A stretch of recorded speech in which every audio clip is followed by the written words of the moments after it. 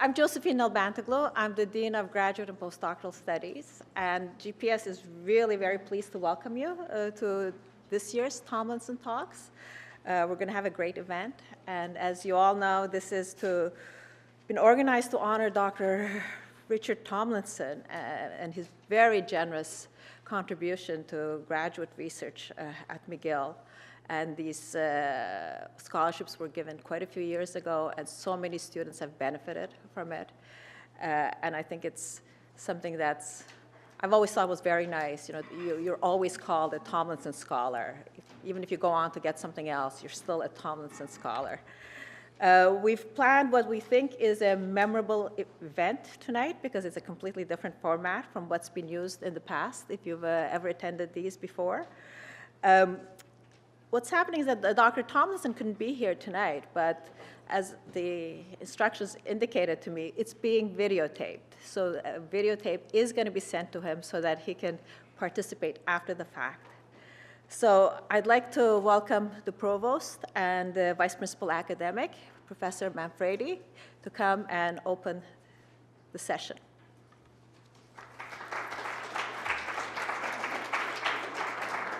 Thank you very much, Josephine. It's a pleasure for me to be here for the first time in this capacity. I've attended the Tomlinson event as Dean of Arts before, but it's great to be here in this capacity. I've been allotted exactly 7 minutes to speak, so I'll try to keep it to that. What I want to do is say a little bit about who Dr. Tomlinson is, a little bit about what the Tomlinson Fellowships are, why his gift was significant to McGill, and of course why we're here today. For those of you who don't know him, Dr. Tomlinson graduated from McGill with a PhD in chemistry in 1948 under the supervision of Otto Moss. And that's the first time I've known that the Otto Moss building is named after one of our former professors. So you learn something every day. He held postdoctoral fellowships at the National Research Council in Ottawa and at Cambridge University. In 1950, he joined the Department of Chemistry at McMaster University, where he served as chair and is now professor emeritus.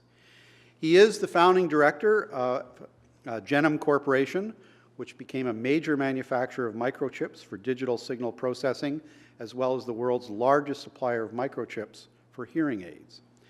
Dr. Tomlinson has made numerous gifts to McGill, including the establishment of the Tomlinson Chair in Chemistry as a tribute to his father, George Herbert Tomlinson, a chemist and inventor, and a major contribution to the McGill Athletics Complex. So one of his gifts, of course, were the Tomlinson Fellowships, which he created in 2000. And these doctoral fellowships are worth $35,000 a year for up to 3 years, making them one of the most prestigious fellowship programs at McGill. About 20 of them are awarded annually by graduate and postdoctoral studies for new students accepted into a doctoral program at McGill. And that's, of course, a significant contribution to recruiting and supporting exceptional graduate students.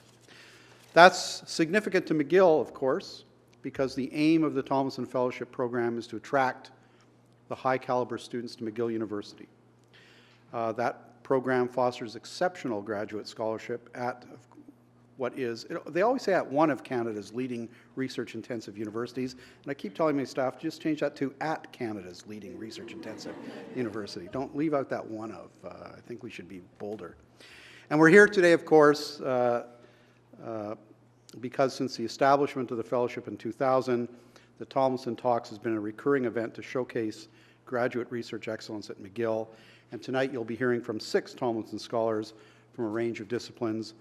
And I know that you, like I, will enjoy hearing about their various research projects from across the disciplines at McGill University. And I think I've made it in my 7 minutes, and I'll turn the floor back to Josephine, who will introduce our moderator. Thank you very much.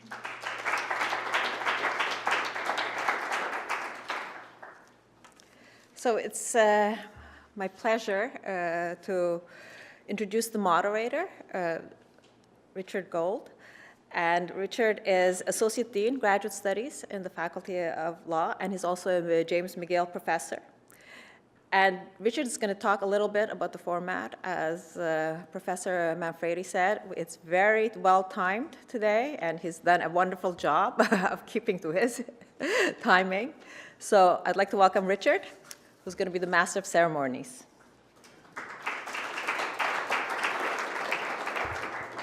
Thank you. So they gave me 3 minutes, which is a very poor idea to give to a lawyer. You notice there are no lawyers here today because 3 minutes is just 3 minutes and 40 seconds less than our presenters get. They get 6 minutes and 40 seconds to present 20 slides at 20 seconds each. So no lawyer will ever make it into this room. So we're doing things differently, as has been pointed out. We're doing, and I'll mispronounce this, and I'll mispronounce names. I apologize in advance multiple times, but I'll do my best. Pachaka presentation. So this is developed in Japan as a style. Did I mess it up completely? Pachaka. I'll continue to do that. You can count on that. Style presentation to really give vivid, fast-paced, exciting presentations of material that is inherently exciting. Again, why law is not here. So we're going to go through each one of our 6 presenters who will showcase their work in 6 minutes and 40 seconds. And they have to because the slides will change on them. And then it's open to you to ask questions. So I don't know if I have actually any more time, but I will move right on.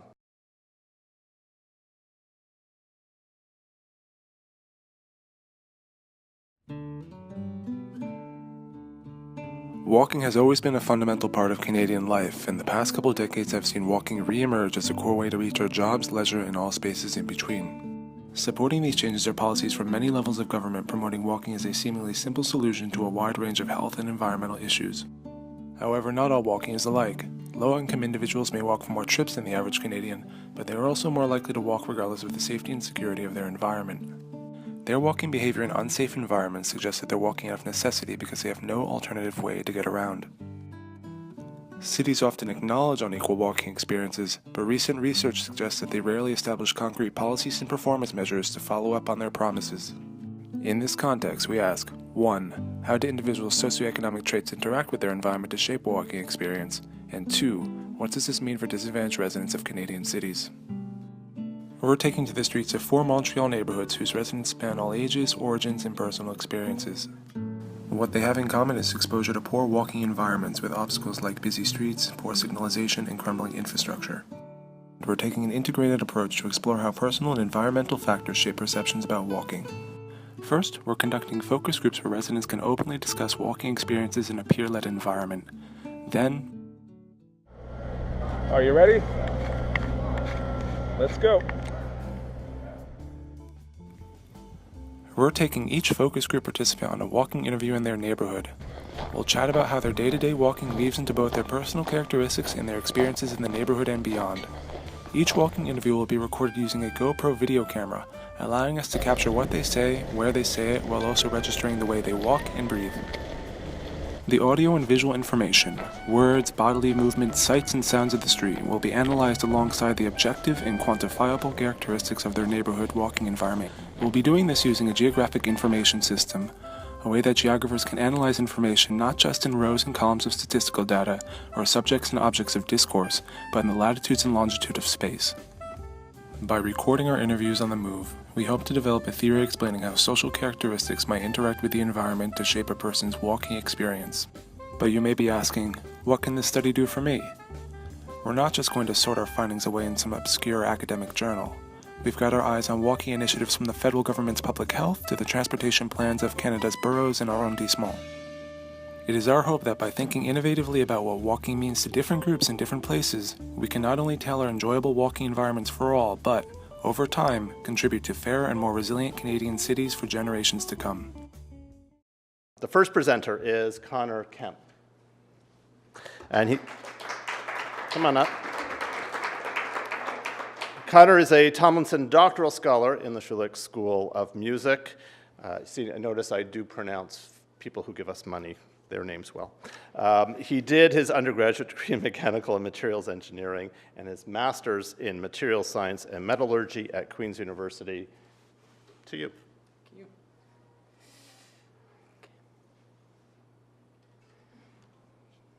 So, good evening, everybody. My name's Connor Kemp, and I'm a member of the Computational Acoustics Modeling Laboratory in the School of Music.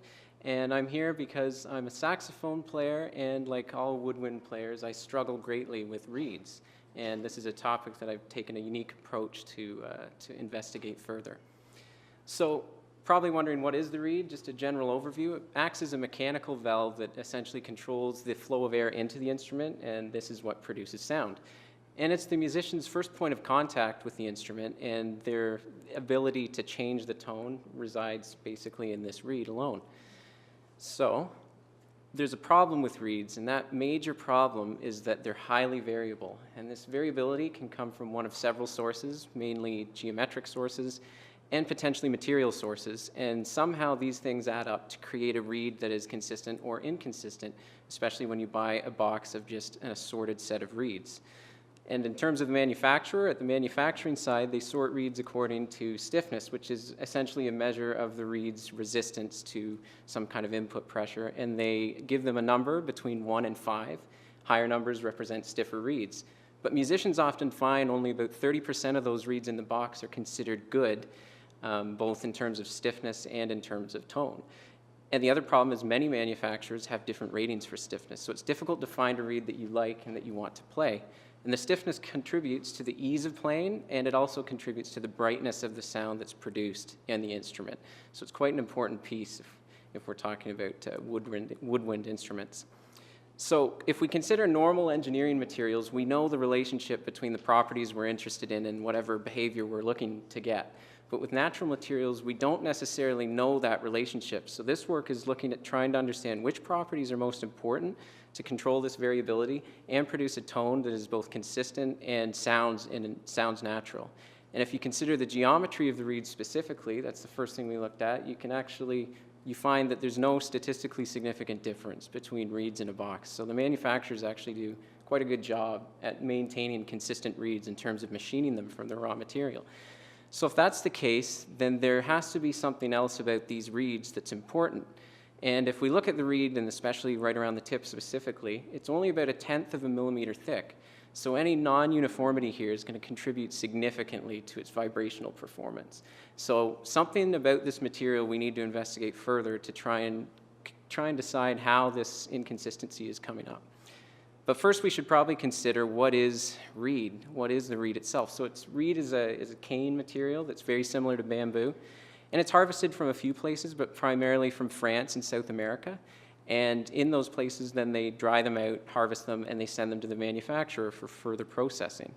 So this is the point when we consider the geometry, but we know now that that's not a significant variable in this equation. So if you look at after they've been precision machined, if you look at the microscopic image of these, you see that there's quite a bit of difference between reeds of different sets. So we're interested in what material properties should we be looking at here to consider how reeds are changing so much. So if we consider typical material properties like the spatial arrangement of features that you see here, the material constituents that are there, what we want to understand is how these properties that we can quantify are related to the tonal properties and the stiffness variability in the reeds, so mechanical and vibrational performance and durability. So if we consider the material phases that are present here, the one thing that comes to mind is that the distribution of phases between reeds of different cane are not the same. So although they're constructed from the same 3 main phases, that means that reed cut from one cane stock is not necessarily the same reed that's cut from another cane stock. And that's why we have to focus on that. So if we consider how stiffness is controlled, it's controlled by these tubular sections that you see here. And these are important because they contain the majority of the solid material that surrounds or is inside of the reed. And surrounding that material is a more porous and open structure that's free to the ingress of air and humidity and moisture. So how are we going to quantify these properties? Well, we can cut samples out of the reed cane similar to the manufacturer does with the reed, and we can mechanically test them, so we can pull them apart or push them together or do some kind of combination of the two to decide how these properties vary with time and how they vary with moisture and how we can correlate them with the properties at the microscopic scale.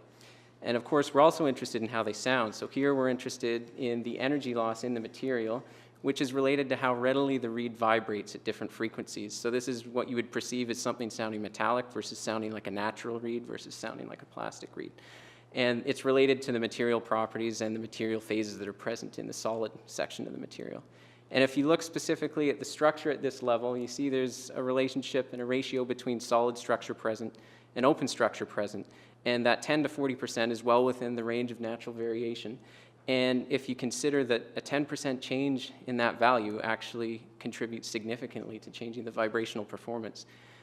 So if we know that geometry is well controlled at the manufacturer, and we know that stiffness perhaps isn't the best way to sort out these reeds, and now we know that there's specific material properties that are important to all of this, we want to, the end goal is to give all this information to the manufacturer so that they can create reeds in a box that are much more consistent and the musician enjoys playing a lot more.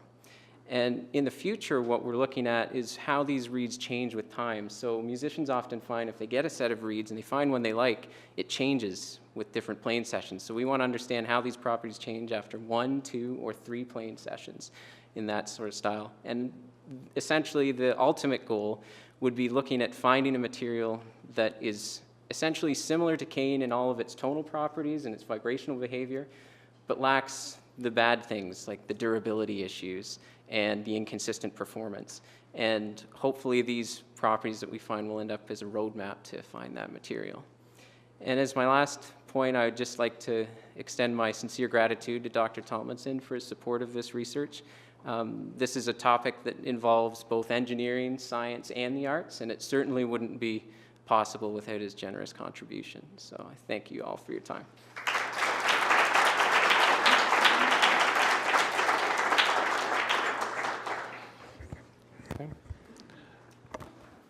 That was nice timing. Sounded perfect.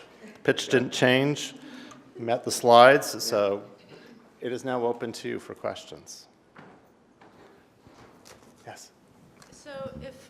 Thank you. So if so many of the reeds are not playable, is there something you can do to finesse those that are not? And is that something you can build into the research, ways or workarounds? Some musicians actually do that. So they actually make tools to actually shave off different parts of the reed itself.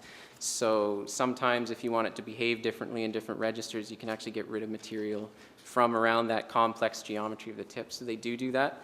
It's deciding how to quantify the changes that they're making. So if we're doing this with a musician, we'd probably want to either have them note exactly what they did and then measure that change, or just have them avoid that in general so we can relate it just to the material.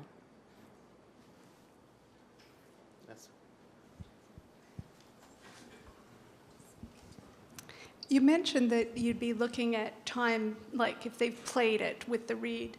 Yep. But as a clarinet player, I know that one of the things is saliva, or my old music teacher used to say blood is really good. So if you're actually getting a lot of saliva versus very little, how are you going to factor that in terms of that's such an individual variation? So most of the time you store them in a box that has some sort of base level of relative humidity. So the idea would be that if you're playing these things all the time, you would have them at a humidity level that there actually wouldn't be much more ingress of moisture when you put it in your mouth.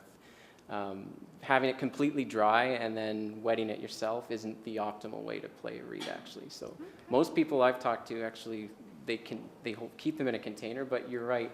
It's difficult to quantify how much, like how far that moisture gets into the material itself.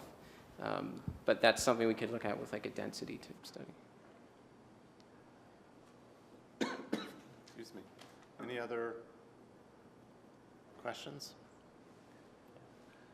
Thank you very much. Thank you. So our next presenter is Dana Carsley. There you are.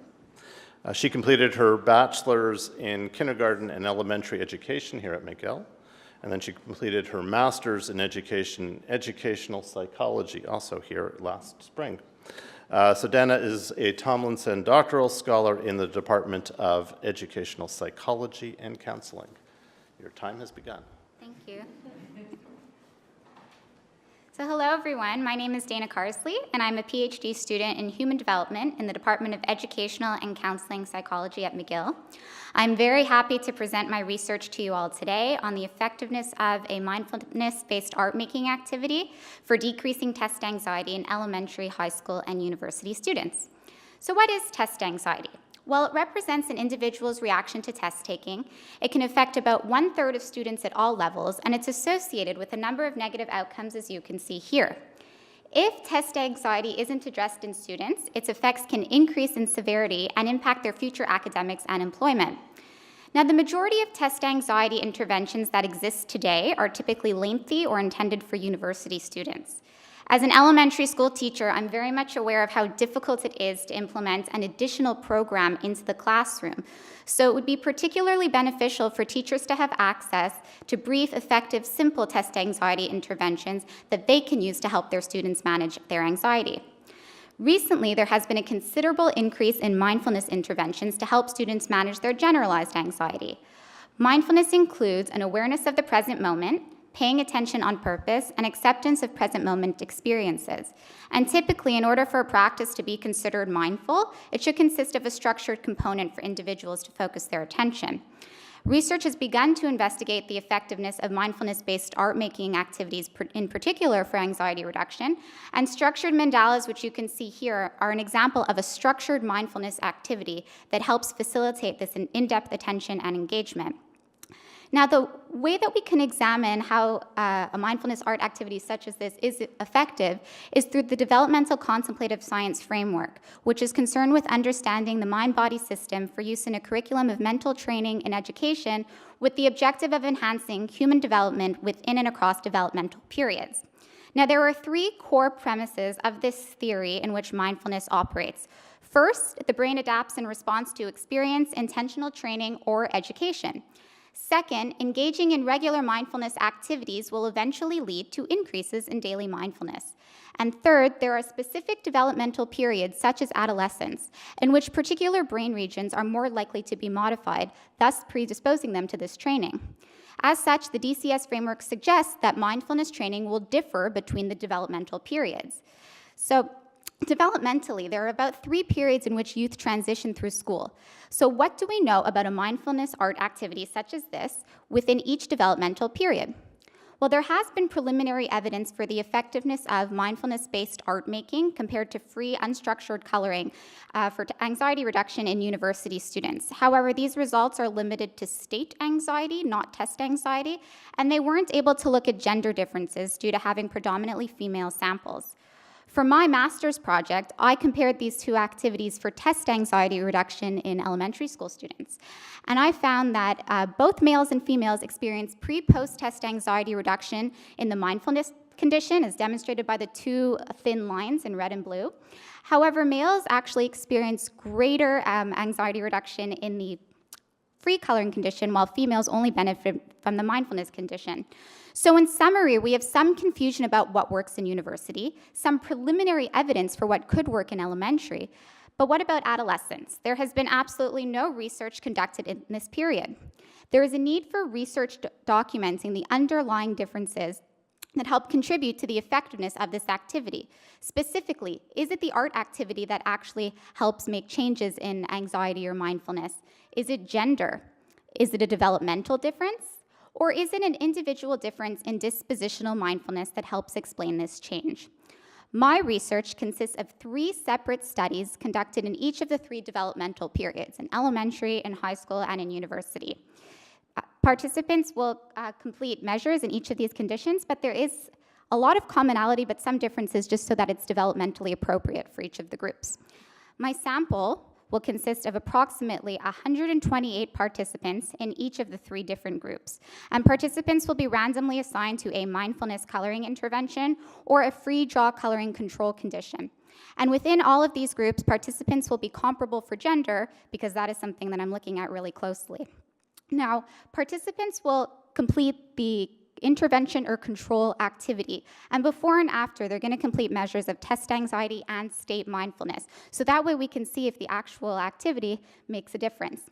Participants will also complete measures of dispositional mindfulness. And that way we can really assess whether their individual disposition has an impact on how they respond to the activities and the questionnaires as well. Now, once all of this data is collected, what do we expect to find? Well, for the first time, this research is going to provide us with data on the effectiveness of this mindfulness activity in all 3 developmental periods, which taps into the DCS assumption that development can impact receptivity and effectiveness of mindfulness training. Specifically, the findings will help us to understand whether it is the mindfulness art activity that contributes to changes in mindfulness or anxiety, whether it is gender, if it's a developmental difference, or if it's an individual difference in dispositional mindfulness that helps explain this change. Most interestingly, this research will show the different patterns of relationships and interactions among all the different developmental periods, which provides a test of the developmental contemplative science theory's assumptions that response to mindfulness training will differ between developmental periods. So given all of this information, why is this a contribution? Why is it important? Why does it matter? Well, currently, mindfulness is being used everywhere. It's being used in the school and for our own personal stress reduction. However, activities such as these are being used without the knowledge of how it works, why it works, and who it works for best. So this is something that needs to be examined much more closely. Results from this research may also allow teachers and others to implement effective mindfulness programs into their classroom to help support students who are struggling with test anxiety. And then students can take these strategies and incorporate them into their lives whenever they feel this anxiety as well. Thank you all very much. I would like to thank Dr. Tomlinson for his generous contribution, which allows me to be able to do this research, and to my supervisor, Dr. Nancy Heath, for her ongoing support and guidance throughout this entire process. Thank you.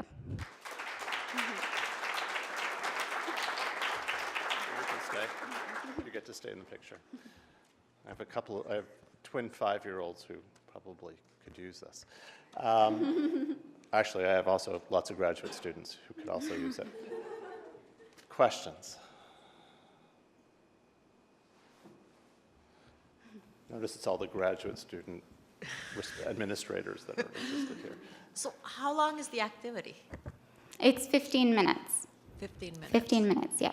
They're primarily completing questionnaires before and after. And have you looked at repeating it? I'm sorry? Repeating the activity, whether as they get used to it, whether it makes a difference? That would be a really good next step, because right now we're looking at state test anxiety and state mindfulness, but that would be a way to take it further for sure.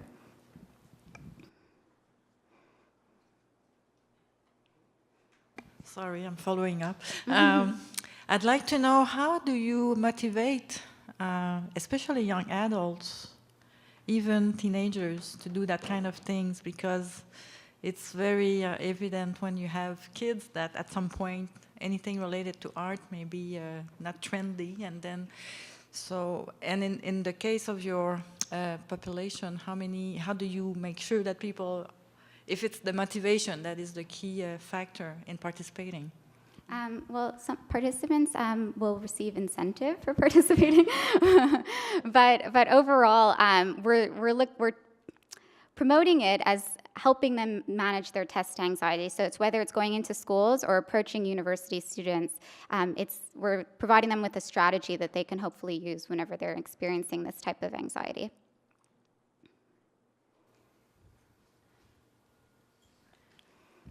Can you tell us a little bit about how you measure test anxiety?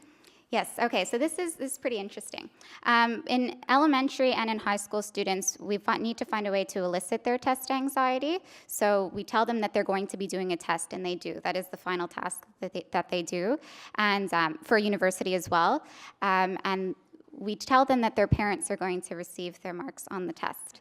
So parents are very eager to participate when it's in this. And for university students, we're targeting test-anxious students. So it should work out because they're volunteering or coming to do the study. We can do one last question. No? Over there. Hi, so I was just wondering, how are you figuring in sort of, I guess, individual variables? So like how much they like or dislike coloring, or for instance, how well they do on your test, or other things like this? Yep, so one of the things that I thought about looking at a little further is comparing it with test performance. When I did it in my master's with a smaller sample, there wasn't an effect on test performance, but that's definitely a possibility. I'm sorry, what was your first question? Individual factors. Well, we're targeting in dispositional mindfulness.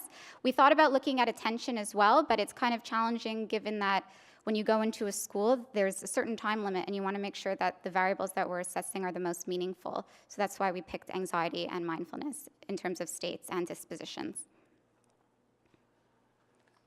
Thank you very much.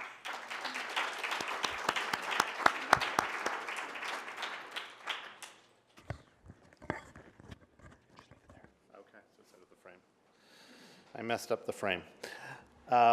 We will continue. Thank you, Dana. The next presenter is David Mager, who has a BSc in computer science from UBC, then came to McGill, saw the light for his master's in the same field, but went back to UBC to do his PhD in computer science, but then returned to McGill finally to do his postdoc, at which time he was a Tomlinson doctoral fellow. And he has learned his lesson. He is now an assistant professor in computer science here at McGill. David.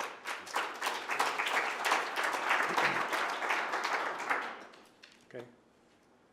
Right, so thanks for the introduction. And as he mentioned, I've been a Tomlinson postdoc here from 2013. I don't think that was 20 seconds. Yeah, thank you.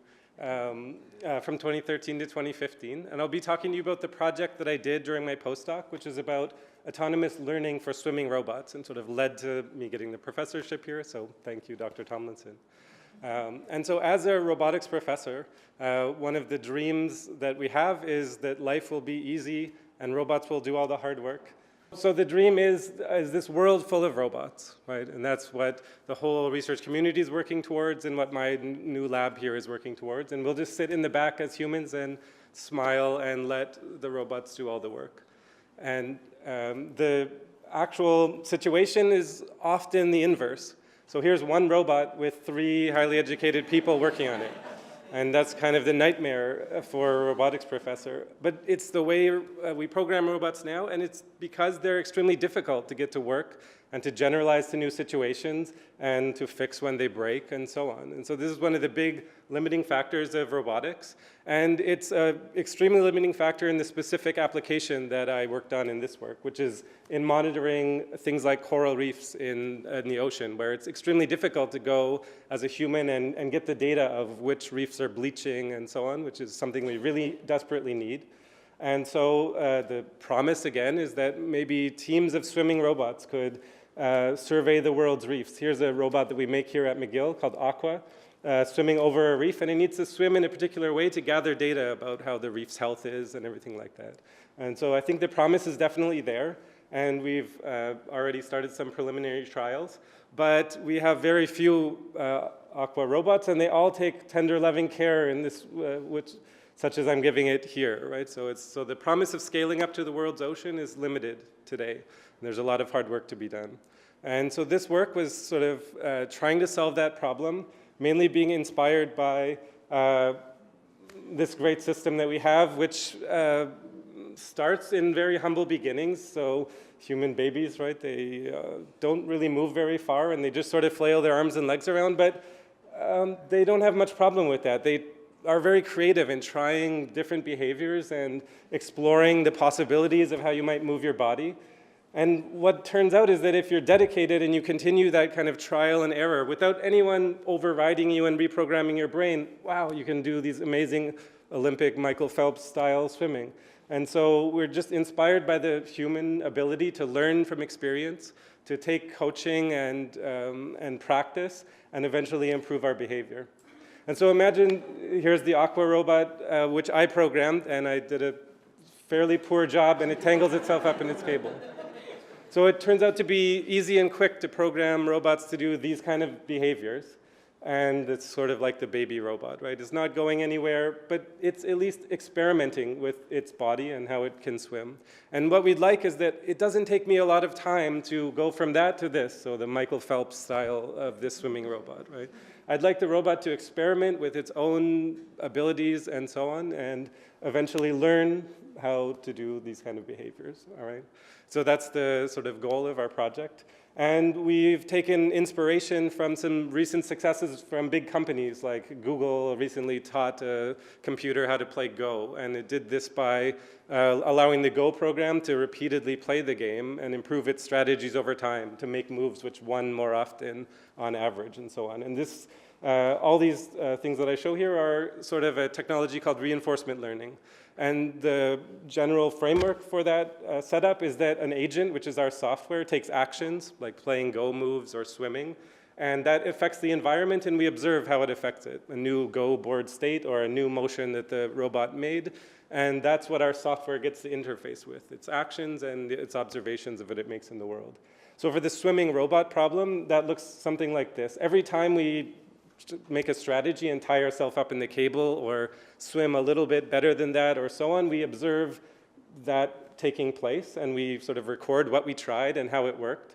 And this project was about writing a piece of software which would use that experience that you get on the real robot and learn a dynamics model, so sort of predict, if I try this flipper motion, how will the robot move and so on, which allows you to optimize a policy and swim a little bit better. And you do, like Michael Phelps, need to keep trying and trying and trying. It's not going to happen the first time, but if eventually it might work, we hope.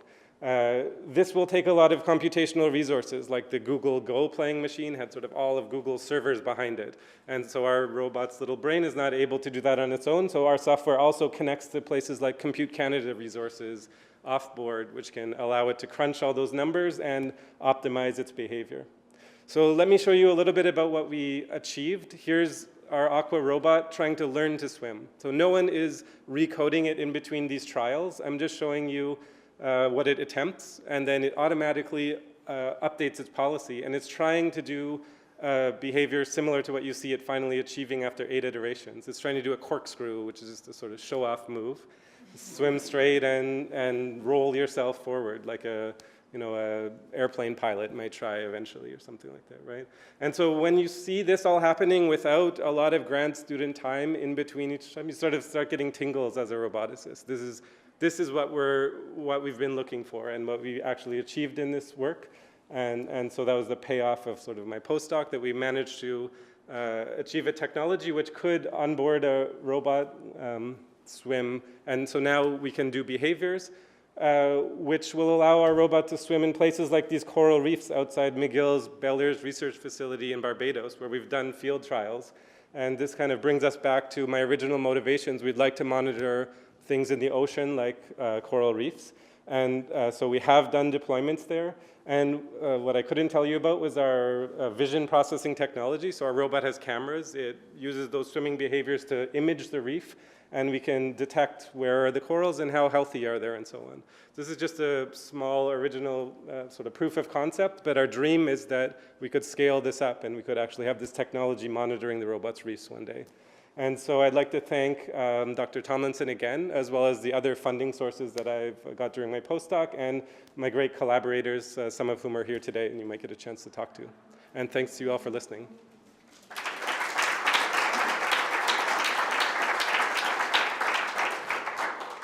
Thank you very much. I actually started in computer science here at McGill in early days of AI, but I escaped to law, or not escaped, fell into the black hole. Questions?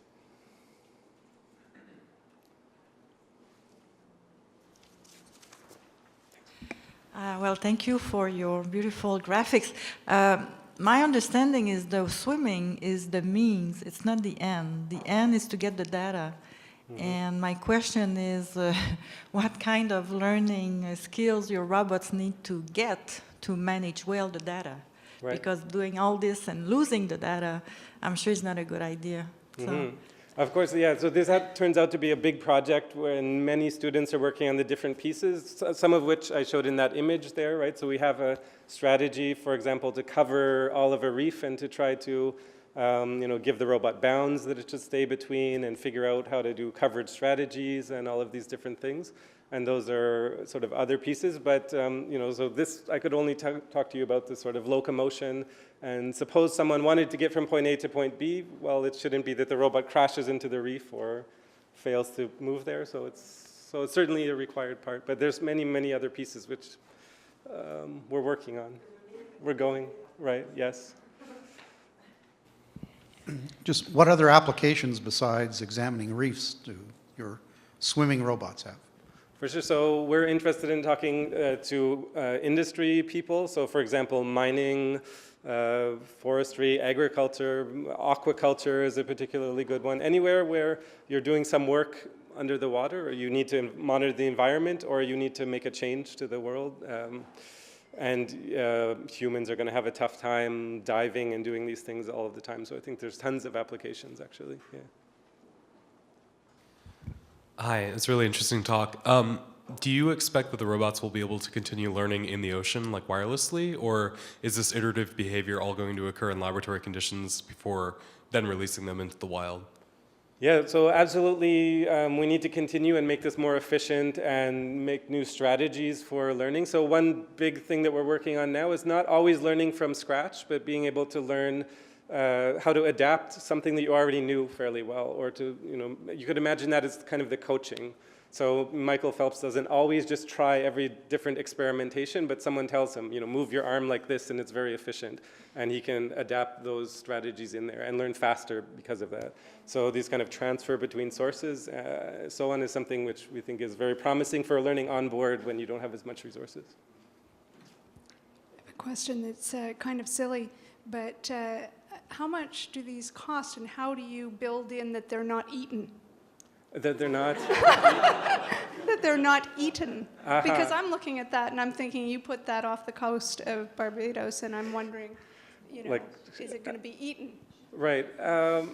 So, I mean, this robot is a research robot that's too expensive for the applications that you might want, but there's sort of drifter networks of little simple devices now which you just build extremely cheaply, and sometimes they're eaten, and the researchers show like shark bites on their outside hulls and so on. So this you has a don't metal build case. in something. You don't build in something that is aversive so that it's not eaten. Not yet. It's a big metal box, so I think that it would probably hurt the thing trying to eat it at the moment. But, yeah.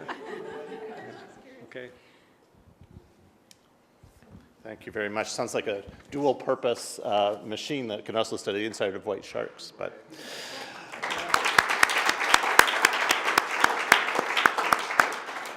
okay, thank you, David. Nice to see my old department is still running well. They put us way up on the hill where we don't contaminate those of you down the hill. Our next presenter is Shoshana Schwebel, who did both. See, she knew the lesson right from the beginning. Bachelor of Arts and Master's at McGill in the German department, and she is a Tomlinson Scholar in German Studies in the Department of Languages, Literatures, and Cultures. And I'll keep talking while she gets her water.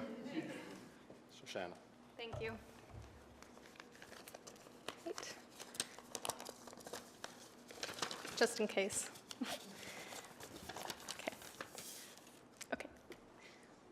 Hi, my name is Shoshana Schwebel, and I'm from the German Studies Department, where I study German literature. I'd first like to thank Dr. Tomlinson. His generosity has enabled me and many others here to start a PhD here at McGill. My research is about something universal, but it fades into the background. I research the pencil. I plan on writing the first literary history of the pencil. My research is part of a trend of scholars who are looking back at the materials of our print culture, so like paper and the book, in a time when more and more of our reading and writing is taking place on screens. And I'm not here to say that one format is better than the other, that print books are better than digital books, no. But it is important that we study how our writing materials and our writing environments affect us, whether it changes how we write, what we write, or who we show our writing to. But what does this have to do with German literature? Well, my project actually belongs to both media studies and literary studies. It follows in the footsteps of a well-known German media theorist, Friedrich Kittler. Kittler used German literature and German philosophy as the basis for his analyses of writing culture. And Kittler's work is one of the reasons why my own studies could become so interdisciplinary. In his book, Gramophone Film Typewriter, Kittler quotes the following line: "Our writing tools are also working on our thoughts." This was a quote from Friedrich Nietzsche. Nietzsche wrote it in 1882 on one of the world's first typewriters, the writing ball or Schreibkugel. And it also acts as Nietzsche's statement theorizing this brand new writing machine while he wrote with it. And Kittler argues that Nietzsche's aphoristic writing style, so his very short declarative bursts of sentences, were the result of his switch to writing on a machine, writing on a typewriter. And that this style of writing went on to have a huge influence on writers after Nietzsche, like the Surrealist writers. In another good example of our writing materials working on our thoughts, it has also been argued that we think of information in terms of discrete bits because of our relationship with pieces of paper as discrete units. And that example comes from Lisa Gittleman, who is another well-known media theorist, and she has written histories of paper among other writing instruments. But back to the pencil. What I want to figure out is why some writers, especially around the end of the 19th century and the beginning of the 20th, when typewriters really began to take off in popularity, why some writers began to write exclusively with a pencil, a much older, cheaper, and simpler tool. So today I want to tell you a bit about two writers. They both wrote in German around the turn of the century, 19th to the 20th, and they both switched to writing with a pencil under similar circumstances, when they found themselves isolated and even marginalized. The first is Robert Walser. In his 40s, Walser was diagnosed as schizophrenic and confined to an asylum. Though he gradually stopped publishing, he continued to write secretly, using what he called his pencil method. Walser wrote thousands of stories and poems microscopically, using a dull pencil stub. His script was nearly invisible. And here I've put up a reproduction of his microscript that I actually found tucked into an old book of his in my office in the German department. It's from a Swiss newspaper in 1973. Even Walser's closest friend assumed that these were the illegible scribbles of a madman, and it wasn't until after Walser's death that they were even deciphered in 1972, and hence the newspaper article from 1973, which I've zoomed in on here. With the pencil, Walser could overcome the fear and nervousness that writing with a pen caused him. The pen meant finality, dealing with publishing houses and dealing with a reading public, whose judgment Walser both feared and disdained. But the pencil meant freedom, roughness, and play. Walser calls it relearning how to write like a little boy. The second author we've already met, Friedrich Nietzsche. In 1889, a few years after rhapsodizing about the typewriter, Nietzsche suffered a public breakdown in Jena, Germany, and was, like Robert Walser, being treated in an asylum for nervous diseases. Here in the asylum, Nietzsche was, quote, happy and in his element as long as he had pencils, end quote. And he wrote rough, formless essays that were reminiscent of a schoolboy's writing exercises. So even though it is not high technology or new media, and actually because it is simple and childlike, I argue that the pencil was a key player in the changing writing technologies of the early 20th century. Unlike technologies like the gramophone and the typewriter, or like Edison's unpopular electric pen, which were all designed to engrave, record, and impress upon the page, the pencil leaves just surface markings, which are, of course, erasable. So because it was a tool of the rough draft, of childhood, of imprecision and non-finality, the pencil could be a counterpoint to the typewriter and the pen when these authors needed a break from the public eye and from the pressures of publishing. This might sound like an obvious statement. We all know the associations of the pencil, in the hands of a child learning how to write, or scribbling a rough note or a first draft. And yet, despite there being many recent media histories of paper and the typewriter, for example, as we've seen, and many studies, too, pointing out the importance of the materiality of the text, the pencil is always overlooked in this context. To conclude, I believe that the pencil has real potential to be theorized as a subversive writing tool, a writing instrument that still allowed you to write secretly and roughly at a time when writing was becoming synonymous with recording, engraving, capturing, and archiving. I've left you with my title, a subversive writing tool, the pencil in the age of inscriptive media. Thank you all for your time.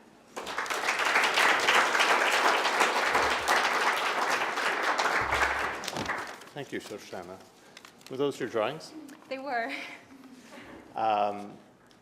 Questions?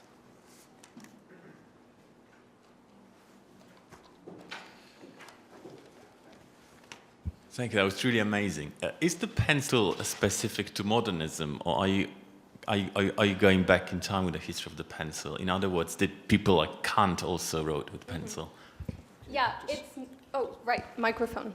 It's not specific to modernism, and in Goethe's not diary, but autobiography, he does write that he switched to writing with the pencil when he had to compose poetry because he found it much more fluid. But I'm studying modernism because my entry into the pencil came because I started studying Robert Walser and authors who were associated with him. And then I just found it really interesting, and I was also interested in media studies. So for me, it became about modernism, but it's not exclusive to modernism. But it's a great question.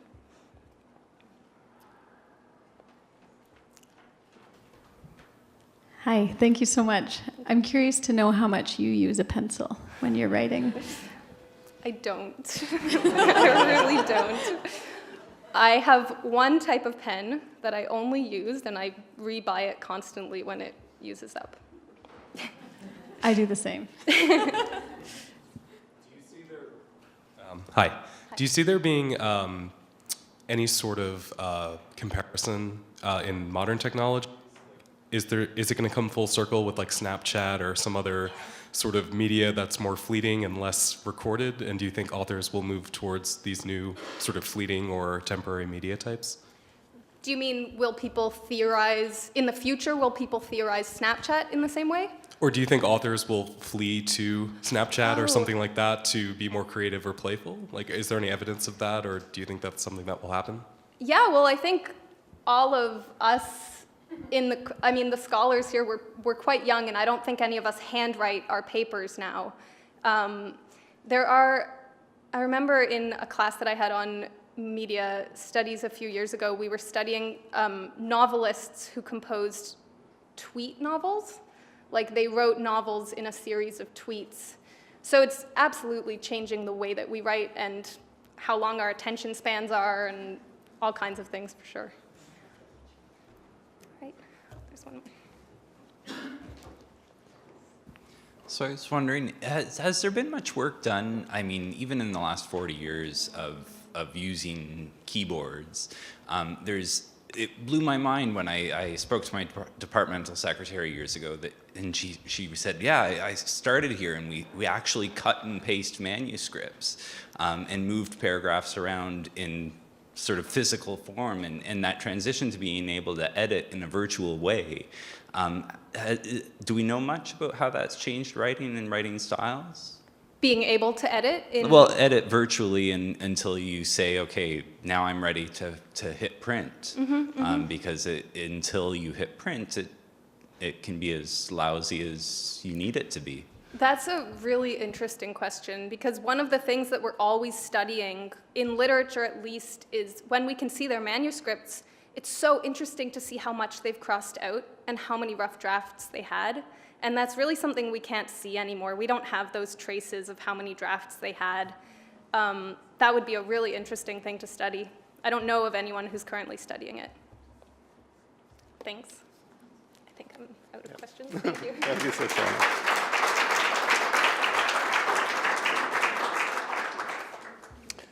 Thank you, Shoshana. I would like to invite Prabhakaran Balsubramanian to come up here. Did I do okay, sort of?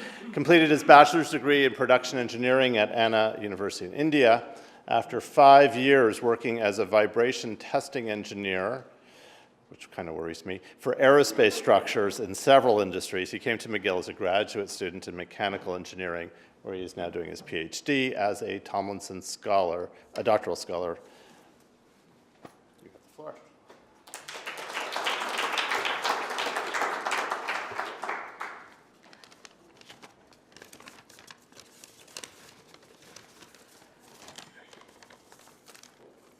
Hello all, I am Prabhakaran, a PhD student in Mechanical Engineering Department. Have you ever wondered about what would happen to nuclear fuel assemblies in case of an earthquake? Is it safe? Or any other engineering structure for that matter, are they safe? To answer that question, we have to first understand how a structure will respond to any particular loading condition, and then design accordingly to make them safer and efficient. Tacoma Bridge collapse shown here, actually the video is not showing, but the Tacoma Bridge collapse shown here is a classic example of how it can be catastrophic if we don't do that. For the bridge, and also for the glider, which will be shown, and this glider is vibrating heavily. So for these two structures, the wind loads are making them to vibrate a lot, and eventually make it fail in case of the bridge. So if we can design these structures to vibrate less, we can make them safer, and then we can make them long-lasting. So I'm sure nobody wants to be on that glider. This question of how to model the behavior of the structure has intrigued many scholars over decades. So the physicists and mathematicians shown here, not only them, but many more have contributed towards understanding them. So how do they behave? So let's start with a simple system of spring mass damper system. So because any real world structure can be modeled as a combination of this simple system. So if we give a cyclic load to this particular system at different frequencies, how do they behave? They behave differently. As shown here, they will vibrate very heavily at a particular frequency of excitation, shown here as a blue one, while it would not vibrate much at other frequency of excitation, like the red and violet ones. So the frequency at which it vibrates a lot is called its natural frequency. And the amplitude at which it vibrates only depends upon the damping of the structure. So what happens if we increase the force? As you can see, each curve represents a particular level of force. The largest amplitude remains same even if you increase the force gradually. But for the structure which vibrates a lot, like the bridge and the wings which have been shown before, they tend to behave non-linearly. What do you mean by non-linear? Because put it in simple terms, they cannot be modeled as a single straight line. Their response cannot be modeled as a single straight line. So for this system, the non-linearity is coming from the spring.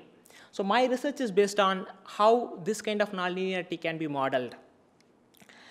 There are other kinds of non-linearity as well. For this kind of a system, if you increase the force like before, they don't show the largest amplitude at the same frequency as before.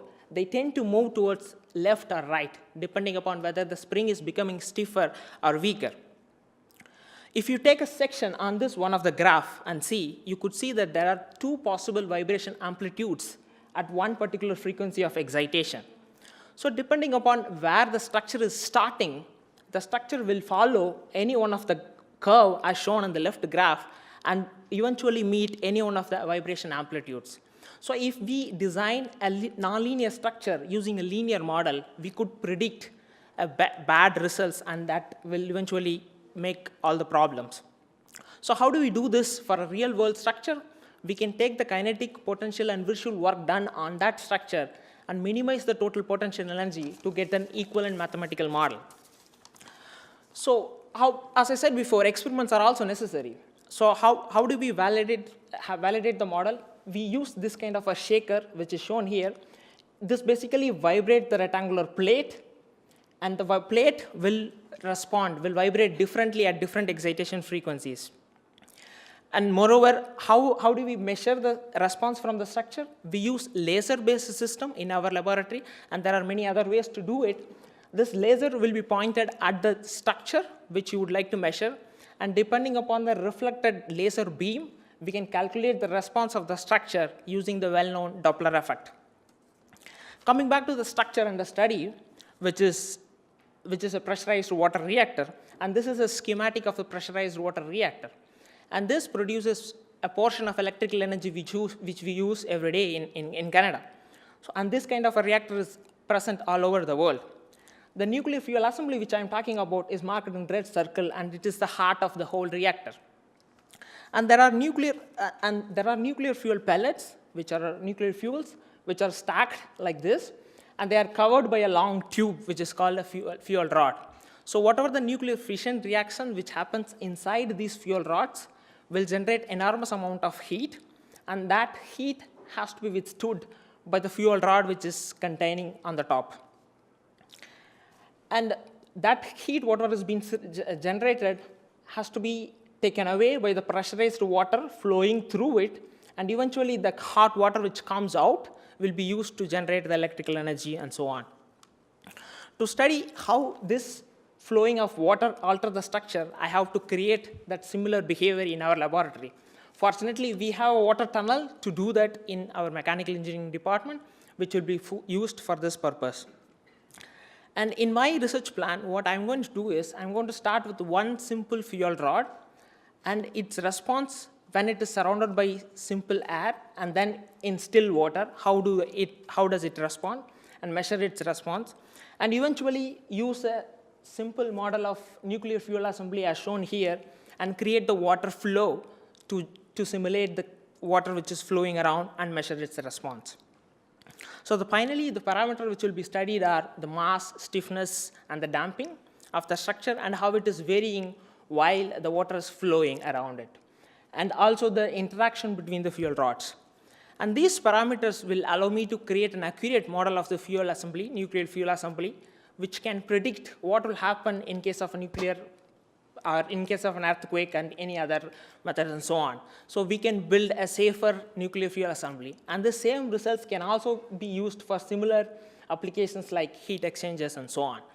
I thank Dr. Tomlinson for this generous gift, which makes this study possible so that we can have safe nuclear fuel assemblies and so on. Thank you very much. Thank you all for your attention.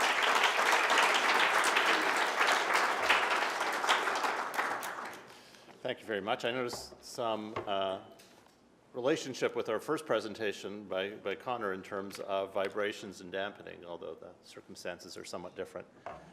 Questions?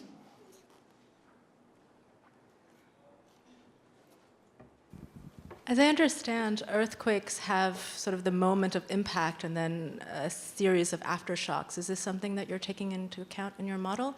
Yes. So once you have created a model, while vibrating it at different frequencies, you can use any loads, as you have rightly said, the earthquake loads, which is timely varying and it has got a peak shock, and then aftershocks can be given as an input and the response can be studied. Yes. Yes.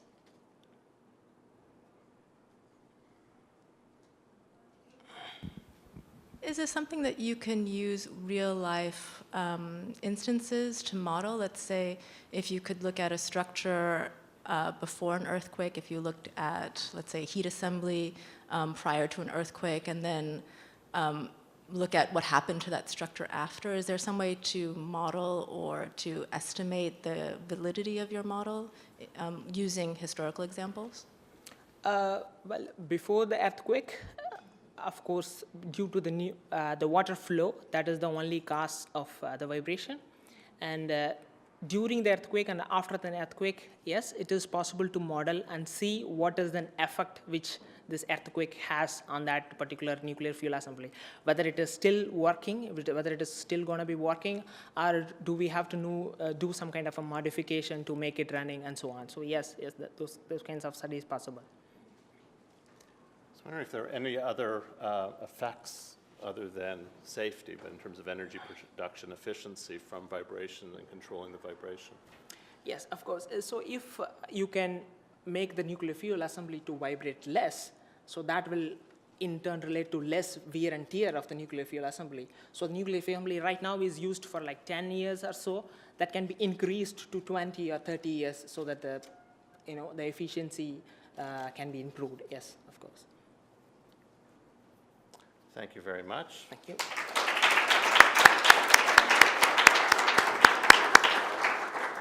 We are on to our last but not least.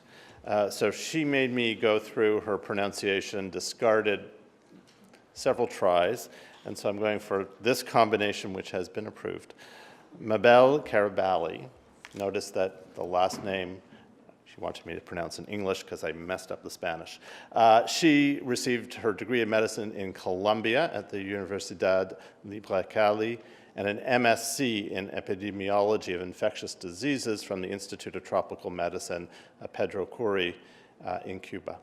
She's a doctoral Tomlinson Scholar in epidemiology, biostatistics, and occupational health. Where's yours?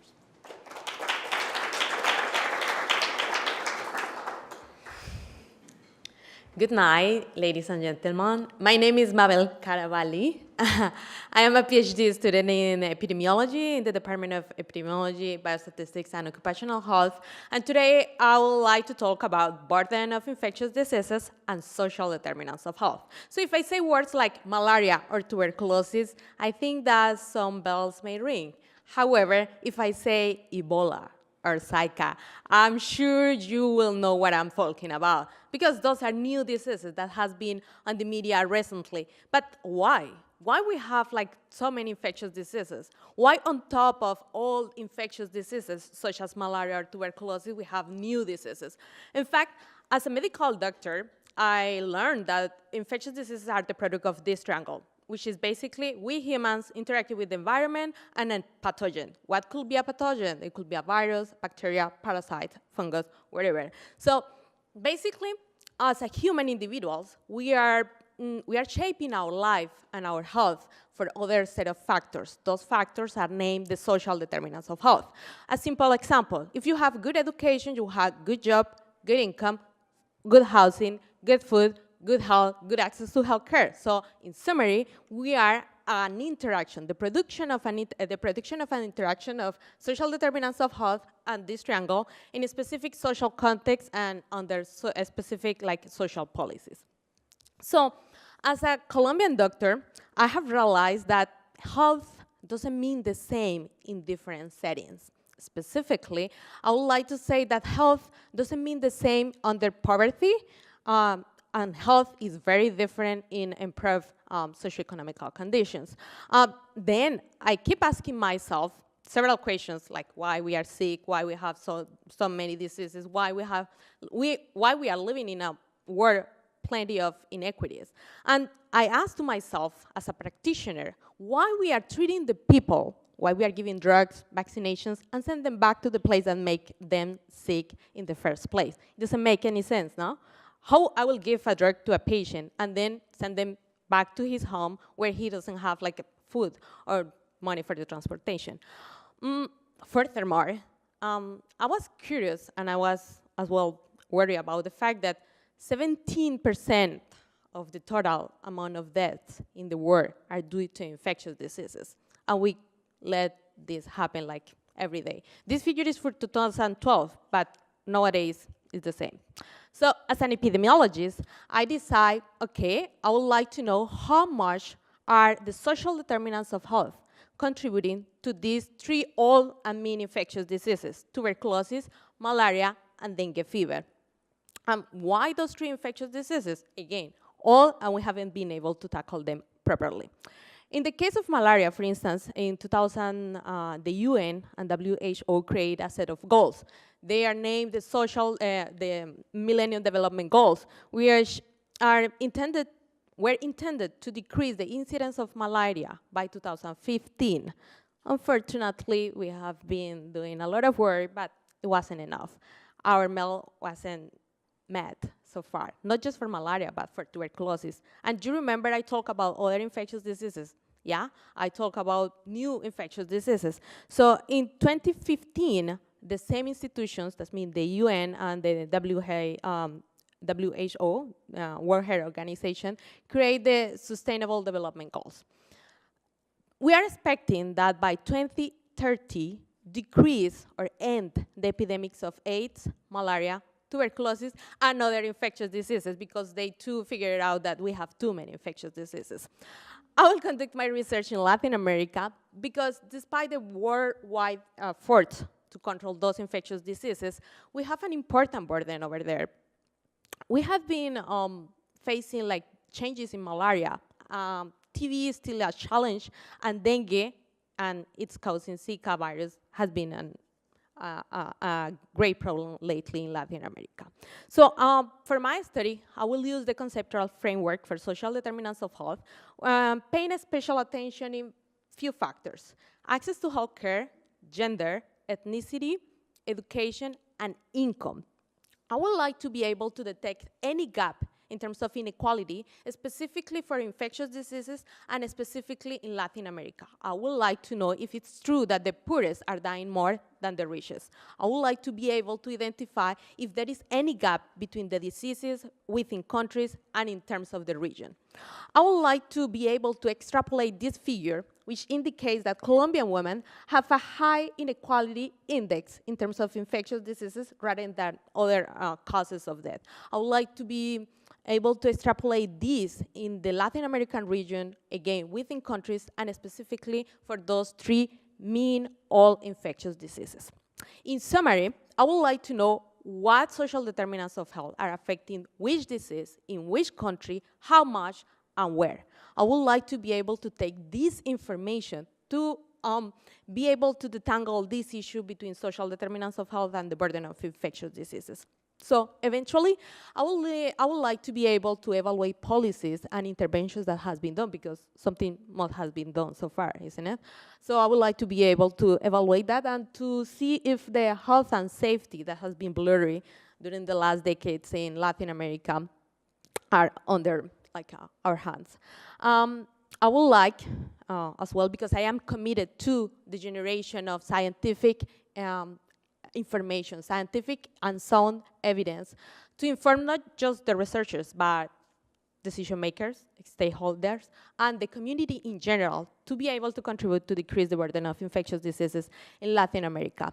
So all this will only be possible thanks to the generous contribution of Dr. Richard Tomlinson, to the support of the GPS office, to the advice of my supervisor, Dr. Jake Kaufman, and the entire Department of Epidemiology, Biostatistics, and Occupational Health in McGill. Thank you. Gracias.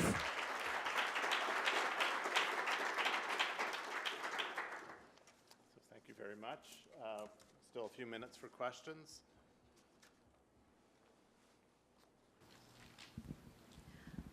I was struck by the maps you showed of Latin America and South America. Different countries had different coloring, right? So that it was more prevalent or less prevalent. Some of them had been able to reduce the incidence. So how does that play out in what you're trying to do? Actually, as I said before, individuals are shaped by the social determinants of health. But as well, those social determinants of health are playing a specific role in social context and policy context. That means each country have their own policies and their own context. That's why, for instance, in neighboring countries such as Venezuela and Colombia, we have that difference. That's why between Brazil and Argentina, we have difference in terms of incidence of malaria or TB. That's why we have difference in Bolivia and Peru, because it's not just the individual factors, it's not just the individual factors, but as well the social context for each specific country. This is an issue, and that's why I would like to be able to evaluate some policies, because policies are country independent, I will say. Although WHO say, okay, we have to decrease the incidence of malaria, each country will do whatever they think is best for their country. So that's why I will like to study that. So in terms of policies that you're looking at specifically, do they go to the issue of poverty, or do they go to issues of regulation, intellectual property, other types of policies? Okay, I will give you the example of vector-borne diseases. Vector-borne diseases are the diseases that are transmitted by a mosquito bite.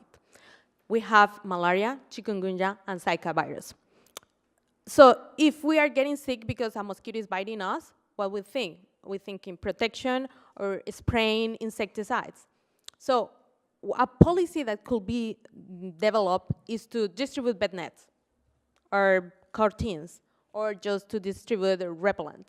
So it's according to the country, according to the budget and the priorities in terms of infectious diseases, to decide which policy they will use. And this is one of the challenges of my research, because it's very heterogeneous. It's not the same in the entire region.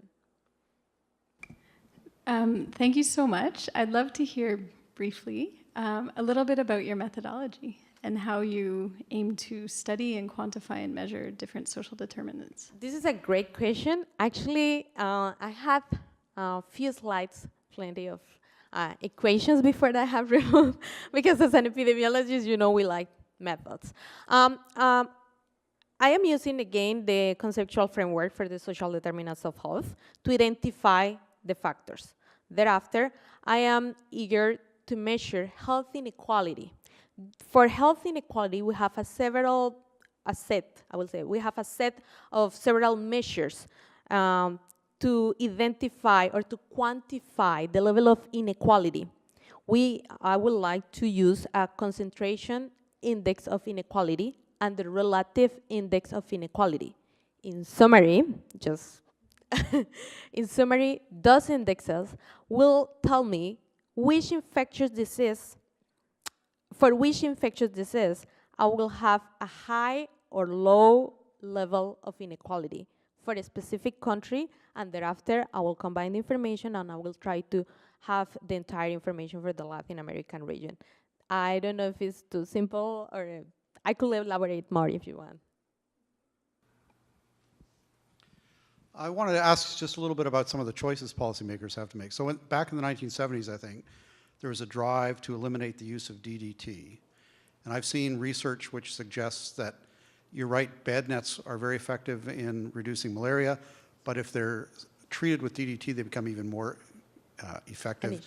And that so the rate of death of exposure to DDT is actually much less than the rate of death from malaria. So that's a real interesting trade-off that policymakers have to think about, and also think about perhaps the unintended consequences of what appeared at the time to be a very progressive policy decision, but may have had consequences later on. Can you speak to some of those trade-offs that people have to make? Yeah, great, because I used to work in the unit of vector control back in Colombia. So it was back in the 60s where we have the campaign to eradicate the yellow fever.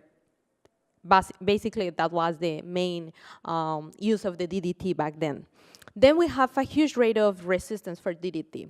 Then we have, we developed like several new insecticides.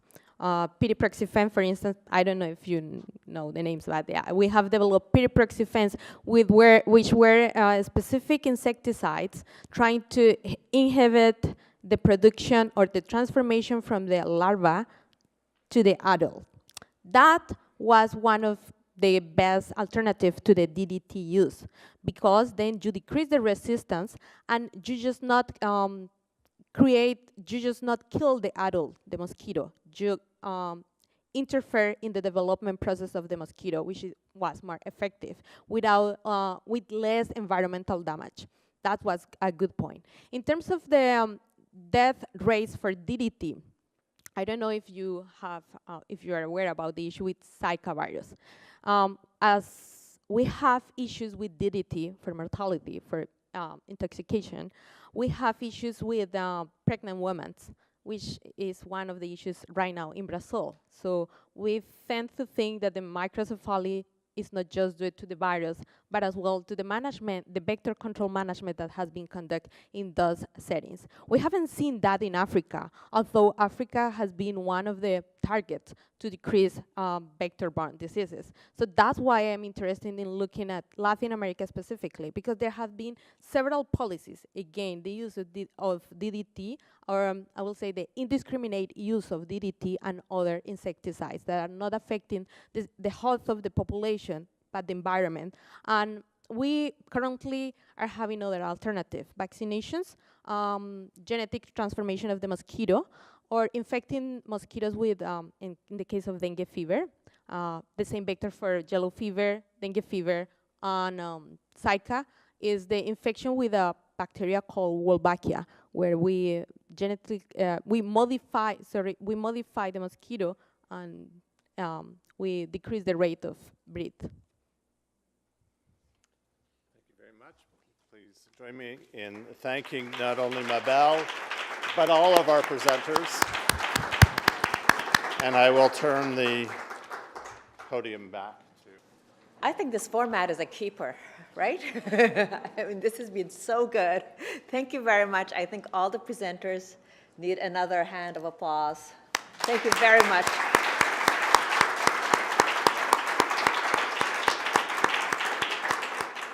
So I'm told we have gifts for the presenters. We have a little token of appreciation. So if the presenters could come up, and we can just do it in one shot, because what we have afterwards, just to give you a little heads up, we're going to have a cocktail reception, because we have many, many Tomlinson Scholars in attendance.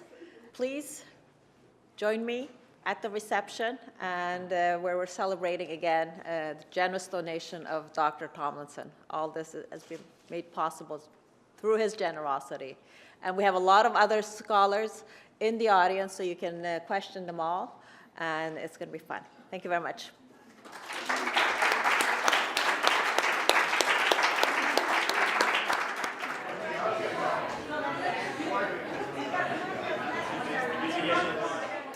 Hello, my name is Mikhail. I come from Russia, and I'm studying mathematics here.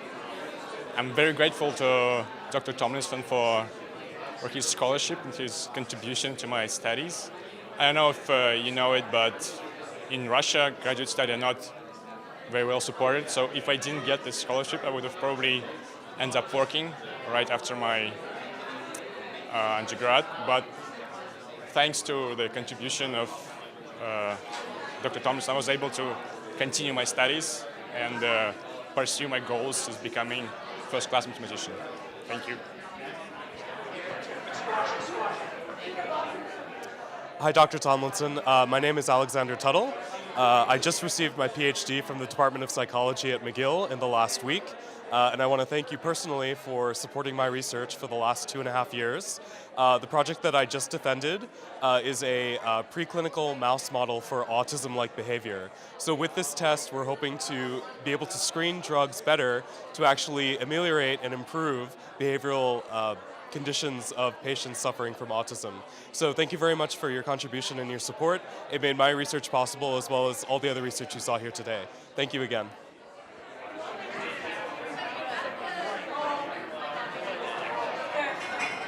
Hello, Dr. Tomlinson. My name is Shilpa Channakrishnaya. I'm a PhD student at McGill University. I'm really, really grateful for your generous donation for my scholarship for the PhD studies at McGill University. Thank you so much. I truly appreciate your help. Thank you.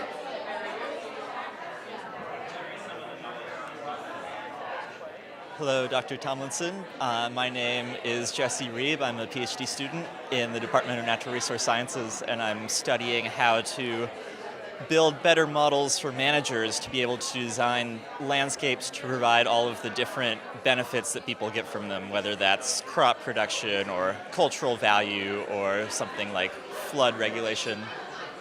I'd just like to thank you for the funding for this. This has been really important to me, especially because I'm coming from the United States and was ineligible for a lot of the different funding opportunities that Canadians can take advantage of. So thank you for your support.